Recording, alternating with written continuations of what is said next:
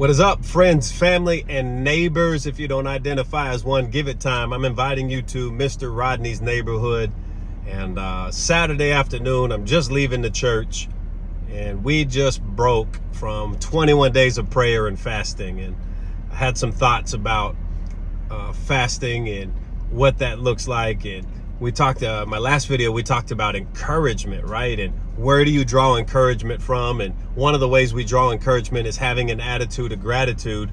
But I wanted to give you some more on encouragement, but from the fasting perspective. And like, how can you be encouraged while you're fasting? Because let's be honest, I'm on my way right now to get some chicken wings. I mean, I haven't had chicken wings, it feels like forever, but 21 days. And this is the most intense fast I've ever personally done. And if you are from our church, or you're from a church that's been participating in the beginning of the year, 21 days of prayer and fasting, like so many churches are this time of year, you probably have a few different thoughts about your fast. The first one is, wow, I did it. And I can do this again. Congratulations. That's awesome, because you can do it, and you can do it more often. But then there's those who said, yeah, I did the fast, but I thought I was going to die. And that's okay too. What I'm going to say to you is, you didn't die, you made it. There's those who are breaking a fast, or you've broken a fast, and you said, yeah, I didn't do as good as I thought I would. I went back and did some of the things that I was trying to abstain from, whether it's social media, certain TV shows, certain types of food, whatever, inconvenience got you. You just forgot one day, and then you're like, well, I broke it. I may as well just not get back on it. And for you, I would say, look at what you did do and say, okay, can I do a little bit more next time? And also be honest about where you're at when you fast. That's one thing our pastor shared with us during these 21 days is like, hey, if you've never fasted before, don't try to go all day without eating or waiting till 5 o'clock, and you've never done that before. But then there's those of us who said, fasting, what's that? But it's interesting that Jesus expected us to fast.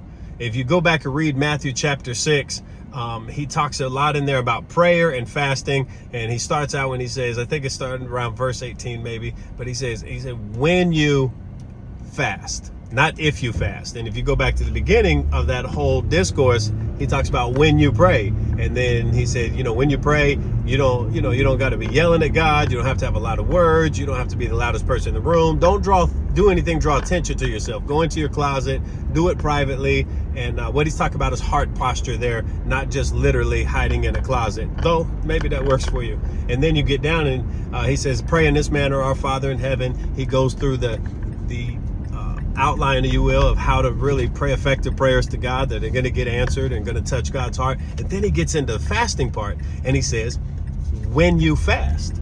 So it wasn't an if you fast, it was when you fast. Jesus, even under the New Testament, expects that we're going to fast. And then you go to John chapter, 2 John, maybe it's 1 John. It's one of those Johns in the end. I think it's 1 John chapter 2 maybe. But he says, I'm writing to you to tell you not to sin. Then he goes on to say, if you sin, you do have an advocate with the Father. But he's not assuming that you will practice sin willfully. Now, I'm not a believer in sinless perfection, this idea that once we get saved, we can come to the place where we never sin again. I don't think that lines up with the teaching on sanctification, which is a present form of salvation. We are being freed from the power of sin, but we still have to deal with the presence of sin. And so John tells you in his epistle, he says, I'm writing to you that you won't sin, but if you sin, we have an advocate with the Father. Well, if you tie this back in and go to when Jesus talks about fasting, the assumption is not flip-flop, not when you sin and if you fast, but it's actually when you pray, when you fast, and if you sin. Now, what's all that got to do with encouragement? One, I've learned this fast. This is the most intense fast I ever did. I'm not bragging. I'm doing this to share some things with you. there's been some flesh. I got a lot of flesh, but there is some flesh that God has just dealt with. There's some things I've just been helped with during these 21 days. And I know that if I'm not careful, I know that if I go back to my old habits, then those old habits can also create new or old fleshly desires. But fasting kills those things that you don't love about yourself. The things that you really like, man, I hate that God knows this and I wouldn't want anyone else to really know this about me. Or I might share it with a few people, but it brings shame. Fasting helps attack the shameful areas of your life. Now, God doesn't remove the shame because you suffered for him, because God is not sadistic like this, where he's like, yeah, I'm getting joy out of your suffering. I'm getting joy out of your hunger pains. I'm getting joy out of your desire to eat some chicken wings, if you will. But what fasting does is let you know how much you need to depend on God.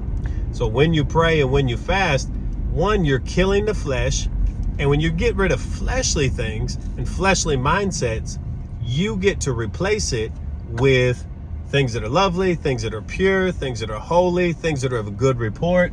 And you can begin to think about those things, and you can begin to replace meals and replace TV time and replace social media time with God time and with time in your word and just praying a little bit more. Sometimes just sitting on your couch and instead of turning the TV on, you don't have to be deep with it. Just, God, you are so good. God, I thank you. I'm hungry, God, but it's supernatural that you've even kept me this long. I thought I would have died in the land of the living. That's what David said. He wasn't talking about fasting, but that's how it can feel. That's what it can feel like. But the other thing is, when you're fasting, you don't know that God is working on your behalf where you can't see him. And this happens when we pray and when we fast. And a lot of us know the story about Daniel, right? Where Daniel was praying for 21 days. And the angel of the Lord came to him after 21 days and said, the Lord heard your prayer on the first day. Now, this is not a formula, so don't just think because you did something for 21 days, God has to manifest the answer then.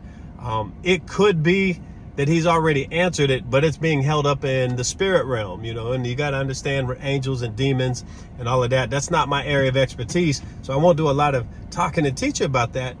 But a lot of times I think about Abraham, and a lot of times while he was walking up the hill one side with Isaac to go sacrifice, to go kill the flesh, God had a ram coming up the other side. And by the time he gets to the mountaintop, by the time he gets in God's presence, it is then he can see that he is Jehovah Jireh. He's working it out for you. He's providing the answer you need. But a lot of times you won't ever get to that place. You'll be, when God, when God, when God, when are you going to do it? I need you to come through. I need you. I need you. But if you get in his presence, once you're in his presence, because in his presence is fullness of joy, then you realize I don't need anything else. If he doesn't answer the prayer, if he doesn't come through, if he doesn't remove the burden, I'm in his presence. I'm surrounded by him. I love that song. It may look like I'm surrounded, but I'm surrounded by you. All of that other stuff doesn't matter, but in his presence, we get this 30,000 foot view. We get this elevated look over the seal of heaven and say, oh, God, you are working it out. Trust me, God is working it out for you today. That's what I want you to know. I'm not promising you a paycheck, a car, a business, any of that. I promise you that God works all things together for the good of them that love him and are called according to his purpose. If you're tuning in to Mr. Rogers' Neighborhood, I promise you are called, and I promise he has a purpose for you. Love you, family. Have an amazing day.